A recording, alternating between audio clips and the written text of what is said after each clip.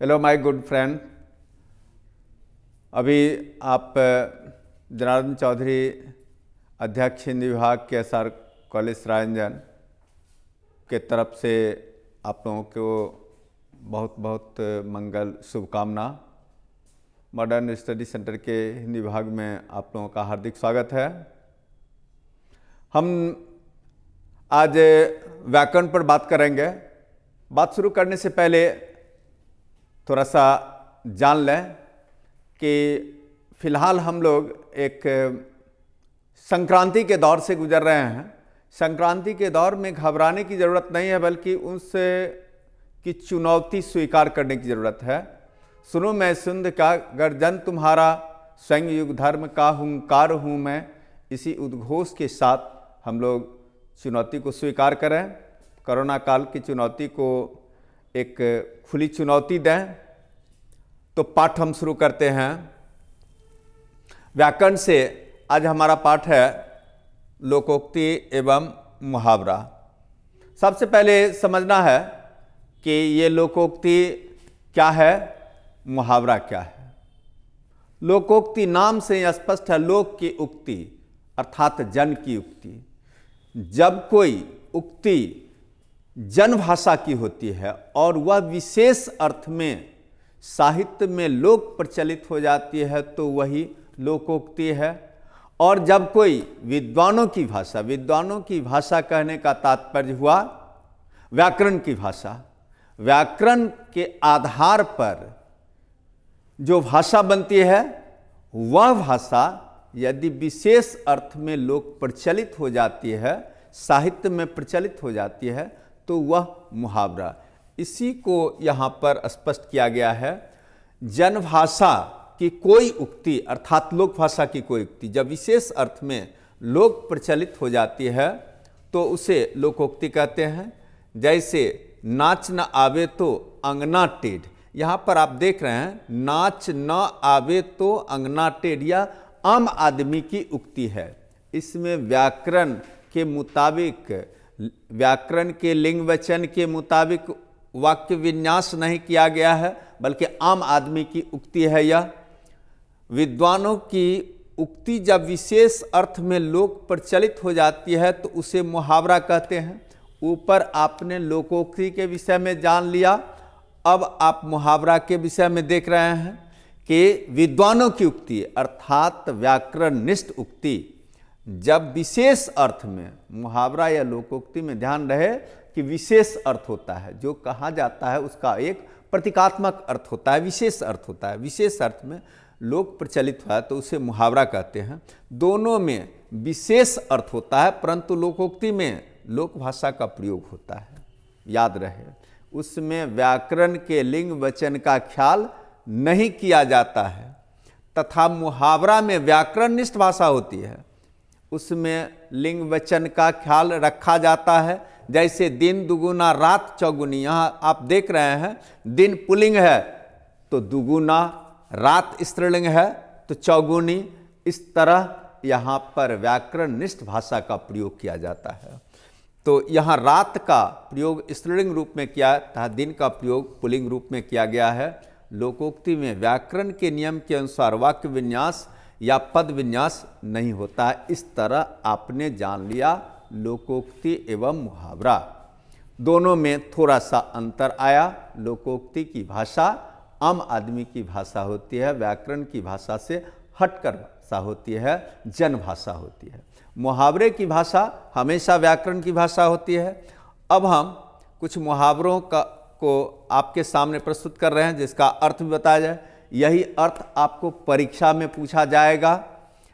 अपना उल्लू सीधा करना मतलब हुआ स्वार्थ साधना, उल्टी गंगा बहाना, नियम के विपरीत काम करना, 19-20 का अंतर, थोड़ा अंतर, ओखली में सिर देना, काम में भीड़ जाना, एरी चोटी का जोर लगाना, पूरा प्रयत्न करना, आँखों का तारा होना, बहुत प्यारा होना, एक पंथ दो काज, एक साथ दो काम करना, आगे कुआं पीछे खाई, चारों तरफ संकट, घी के दिए जलाना, मौज में रहना, मीठा मीठा गप, करवा करवा थू, अच्छे को ग्रहण करना और बुरे को छोड़ देना, 9-2-11 होना, भाग जाना, कान पर जू रेंगना, अनसुनी करना, दुम दमाकर भागना, डर कर भागना, आंख दिखाना, डराना, अंगूठा चूसना, बाल बुद्धि होना, बाल बुद्धि का परिचय देना, लाल पीना होना, क्रोधित होना, अपनी डफली अपना राग, अलग अलग विचार, कान पकड़ना, गलती मानना, सिर चढ़ाना, अधिक छूट देना, दांत खट्टे करना, मुंह तोड़ जवाब देना, अंगूठा दिखाना, बदल जाना, अंगूठा चूमना, खुशामद करना, ऊंट के मुंह में जीरा का फोरन, आवश्यकता से बहुत कम, गोद में लड़का, नगर में ढिंढोरा, निकट की चीज को अलग खोजना, दाल में काला होना, शक की बात होना, गाल बजाना, डिंग हाँकना, अंधे की लकड़ी, एकमात्र सहारा, आस्तीन का सांप, निकट का दुश्मन, आसमान टूट पड़ना, विपत्ति आ जाना, आंसू पोंछना, धैर्य बधाना, आंखें बिछाना, प्रतीक्षा करना, कलेजा ठंडा होना, चैन मिलना, काठ मारना, स्तब्ध हो जाना, कान खड़े करना, सतर्क होना, तारे गिनना, परेशानी का अनुभव करना, नाक रगड़ना, खुशामद करना, कमर टूटना, आर्थिक स्थिति खराब होना, लोहे के चने चबाना, असंभव कार्य करना। इस तरह आप देख रहे हैं मुहावरों का अर्थ है। इन अर्थों को आप सामान्य तौर पर वाक्य में प्रयोग करेंगे तो बढ़िया होता है, लेकिन आपको परीक्षा में अर्थात बिहार बोर्ड की परीक्षा में वाक्य में प्रयोग करने के लिए नहीं दिया जाता है, बल्कि आपको सीधे अर्थ दिया जाता है बहुवैकल्पिक। तो आपको फिलहाल परीक्षा को ध्यान में रखकर सीधे अर्थ लेना है, सीधे अर्थ को याद करना है, अभ्यास करना है उसके लिए। तो हम थोड़ा और आगे शुरू करते हैं। हवा में महल बनाना, काल्पनिक बातें करना, शीश नवाना, सम्मान करना, टेढ़ी खीर होना, टेढ़ी खीर, कठिन कार्य, दिल हल्का करना, चैन होना, नाक का बाल होना, प्यारा होना। इस तरह आपने देख लिया कि इन सारे मुहावरों का अर्थ ये सब होता है। आप लोगों को याद करना है। मुझे पूरा भरोसा है कि आप लोग इसको ध्यान से पढ़ेंगे, सुनेंगे, समझेंगे और याद करेंगे। परीक्षा में आप कोई भूल नहीं करेंगे। अब हम आपको अभ्यास के लिए यहाँ पर बहुवैकल्पिक प्रश्नोत्तर दे रहे हैं, उसका थोड़ा सा अभ्यास करा देते हैं। हाथ खींचना का अर्थ क्या होगा? हाथ खींचना का अर्थ क्या होगा? ऑप्शन आप देख रहे हैं, विकल्प आप देख रहे हैं। साथ देना, साथ लेना, अलग करना, अलग होना। हाथ खींचना का अर्थ हो जाएगा अलग होना। कांटा निकालना का अर्थ क्या होगा? दुख देना, बाधा दूर करना, विरोध करना, समर्थन करना। कांटा निकालना का अर्थ होगा बाधा दूर करना, अर्थात बी होगा इसका सही उत्तर। खून पसीना एक करना का अर्थ क्या होगा? धूप में काम करना, कठिन परिश्रम करना, हत्या करना, मर जाना। ये 4 विकल्प आप लोगों को दिया गया है। तो इसमें सही उत्तर होगा कठिन परिश्रम करना। कलेजे पर सांप लौटना मुहावरा का अर्थ क्या होगा? आप देख रहे हैं विकल्प में दिया गया है प्रेम करना, ईर्ष्या करना, धोखा देना, दुश्मनी करना। कलेजे पर सांप लौटना का अर्थ होता है ईर्ष्या करना, अर्थात बी सही होगा। कलेजा ठंडा होना का अर्थ क्या होगा? आप विकल्प में देख रहे हैं, संतोष होना, असंतोष होना, मर जाना, होश आना।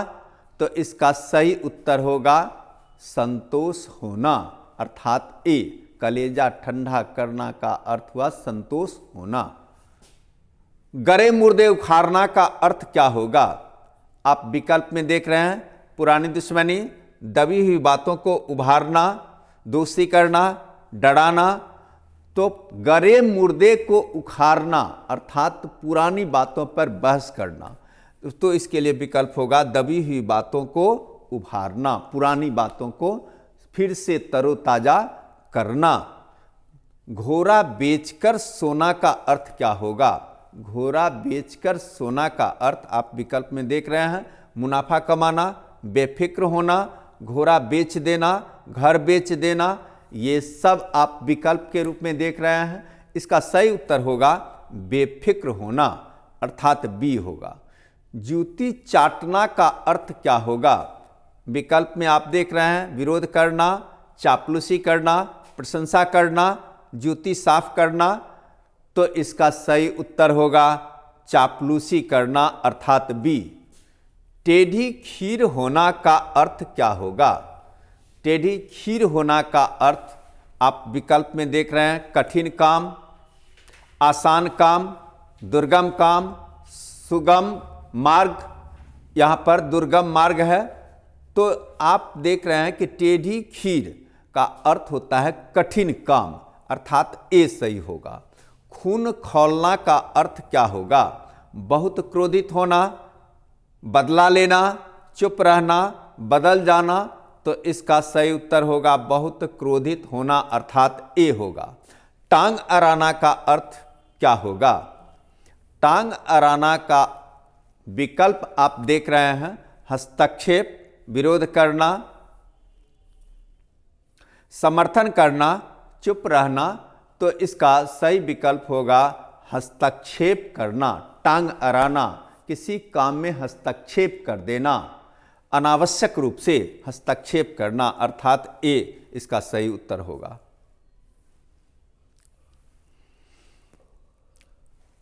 आप आगे देख रहे हैं, जी चुराना का अर्थ क्या होगा? जी चुराना का अर्थ दिल चुरा लेना, किसी काम से भागना, प्यार करना, भाग जाना। अब यहाँ पर आप जो देख रहे हैं विकल्प, उसमें से कोई चुनना है।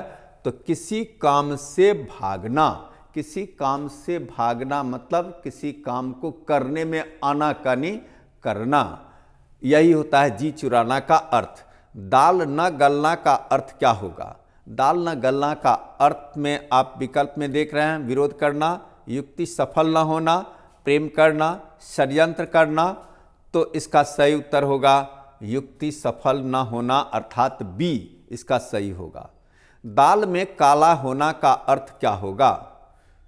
आप विकल्प देख रहे हैं, विश्वास करना, शक की कोई बात होना, दूर भागना, नजदीक आना।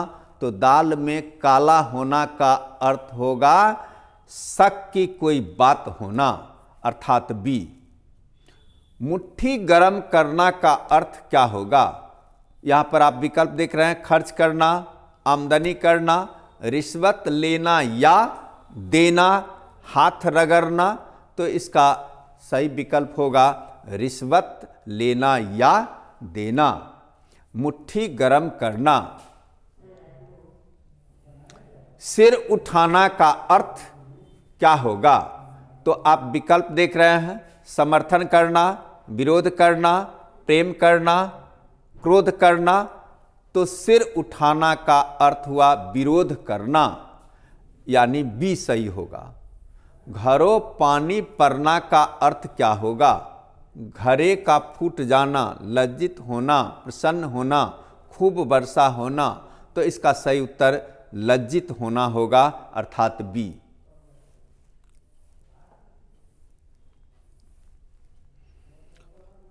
आगे है, आसमान टूटना का अर्थ क्या होगा? तो आप विकल्प में देख रहे हैं, दुख होना, सुख होना, अचानक मुसीबत आना, तारा गिरना। तो इसका सही उत्तर होगा अचानक मुसीबत आना, अर्थात सी इसका सही उत्तर है। घुटना टेकना का अर्थ क्या होगा? घुटना में दर्द होना, हार मानना, सावधान होना, ध्यान देना, ये सारे विकल्प आपको दिए गए हैं। घुटना टेकना का अर्थ होगा हार मान लेना, अर्थात बी। कान देना का अर्थ क्या होगा? आप विकल्प में देख रहे हैं, गले लगाना, ध्यान देना, हाथ धोना, प्रतीक्षा करना। कान देना का अर्थ यहाँ पर होगा ध्यान देना, अर्थात बी होगा इसका सही उत्तर। हाथ मलना का अर्थ क्या होगा? आप देख रहे हैं, खुश होना, पछताना, उत्साहित होना, आगे बढ़ना। तो हाथ मलना का अर्थ पछताना होता है। आग में घी डालना का अर्थ क्या होगा? तो आग में घी डालना का अर्थ होगा, आप यहाँ पर विकल्प देख रहे हैं, आग धधकाना, क्रोध को और भड़काना, हवन करना, पूजा करना। तो इसका सही विकल्प होगा क्रोध को और भड़काना, अर्थात बी होगा। आगे है, दांत खट्टे करना का अर्थ क्या होगा? तो दांत खट्टे करना का अर्थ यहाँ पर आप विकल्प देख रहे हैं, खट्टा चीज खाना, बुरी तरह पराजित करना, पीछा करना, आगे बढ़ना। तो इसका सही उत्तर होगा बुरी तरह पराजित करना, अर्थात बी। पीठ दिखाना का अर्थ क्या होगा? आप इसका विकल्प देख रहे हैं, चुनौती देना, युद्ध करना, हार कर भाग जाना, मर जाना। तो इसका सही विकल्प होगा हार कर भाग जाना, अर्थात सी होगा। और अंतिम आपका है, आंखों का तारा होना का अर्थ क्या होगा? प्यारा होना, घृणा करना, मर जाना, दूर हटना। तो इसका सही विकल्प होगा प्यारा होना। इस तरह आपने अभ्यास के लिए इन सारे मुहावरों को देखा। आपकी सुविधा के लिए यहाँ पर आंसर शीट दिया गया है, जिस आंसर शीट के सहारे आप बना सकते हैं। तो इस तरह व्याकरण का यह भाग आपका पूरा हुआ। अब हम दूसरे दिन फिर मिलेंगे। तब तक के लिए आप लोगों को मंगल कामना के साथ आप लोगों से फिर विदा। धन्यवाद।